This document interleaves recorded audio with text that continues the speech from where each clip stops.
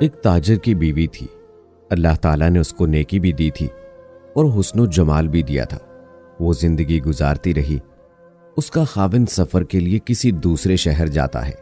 کچھ دنوں کے وقفے سے اسے اس شہر جانا پڑتا ہے۔ وہاں اسے رہنا پڑ جاتا ہے۔ اب اس کی بیوی نے یہ محسوس کیا کہ اس کے خاوند کا قیام وہاں زیادہ ہونے لگا ہے، لہٰذا اسے احساس ہوا کہ کہیں اس نے وہاں دوسرا گھر تو نہیں بنا لیا۔ چنانچہ اس نے اپنی اعتماد والی ایک خادمہ سے کہا کہ تم اس کے پیچھے جاؤ اور دوسرے شہر میں جہاں رہتا ہے وہاں ہمسایوں سے جا کر معلومات حاصل کرو۔ جب اس نے وہاں سے معلومات لیں تو پتہ چلا کہ چونکہ اسے وہاں 10-15 دن رہنا ہوتا تھا، اس لیے اس نے وہیں کسی عورت سے نکاح کر لیا تھا اور اسے ایک گھر بھی لے کر دیا تھا جہاں وہ جا کر رہتا تھا۔ گناہ نہیں تھا، البتہ اس نے دوسرا نکاح کر لیا تھا۔ جب اس عورت کو کنفرم ہو گیا تو اس نے سوچا کہ میرے خاوند نے نکاح تو کر لیا ہے، اگر جھگڑا کروں گی تو خاوند کو خامخواہ میرے سامنے شرمندگی ہوگی، یا یہ بھی ہو سکتا ہے کہ میرا خاوند کھلم کھلا کہہ دے کہ میں ادھر بھی وقت دوں گا اور ادھر بھی دوں گا، تو مجھے ایسا کرنے کی کیا ضرورت ہے؟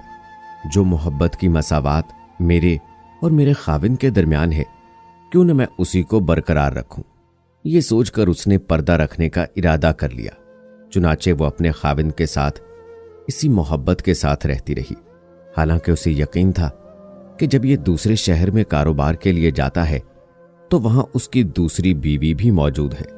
اللہ کی شان کہ کچھ مہینوں کے بعد خاوند کی وفات ہو گئی۔ جب خاوند کی وفات ہوئی تو اس کا جتنا سرمایہ تھا وہ سارے کا سارا اسی بیوی کے پاس تھا۔ جب اس کی تدفین کا مرحلہ مکمل ہوا اور اس کی وراثت کی تقسیم کا وقت آیا تو اس کی بیوی نے اپنا حصہ بھی الگ کیا اور دوسری بیوی کا حصہ بھی الگ کر دیا، اور اسی عورت کو جس نے اس کو بتایا تھا کہ اس کا دوسرا نکاح بھی ہے، اس کو بڑی رازداری سے کہا کہ کسی کو پتہ بھی نہ چلے اور کوئی میرے خاوند پر بات بھی نہ کرے، لیکن اس کی وراثت میں اس بیوی کا شرعی حق ہے۔ مجھے قیامت کے دن اللہ کے یہاں جواب دینا ہے، اس کا حق میں نہیں کھا سکتی، لہٰذا یہ پیسے لے جاؤ اور اس سے کہو کہ تمہارے خاوند کی میراث میں سے یہ تمہارا حصہ ہے، اسے وصول کر لو۔ وہ عورت وہ رقم لے کر خاتون کے پاس گئی۔ وہ کافی ساری رقم تھی۔ اس نے جا کر اس سے بات کی کہ اس کے خاوند کی وفات ہو گئی ہے اور اس کی بیوی نے اس کی وراثت میں سے تمہارا حصہ نکالا ہے، کیونکہ تم بھی آخر اس کی بیوی ہو۔ وہ اگر تمہارا حق کھائے گی تو وہ قیامت کے دن اللہ کو جواب نہیں دے سکے گی۔ لوگوں کو تو پتہ نہیں مگر اللہ کو تو پتہ ہے، لہٰذا تم یہ اپنا حصہ وصول کر لو۔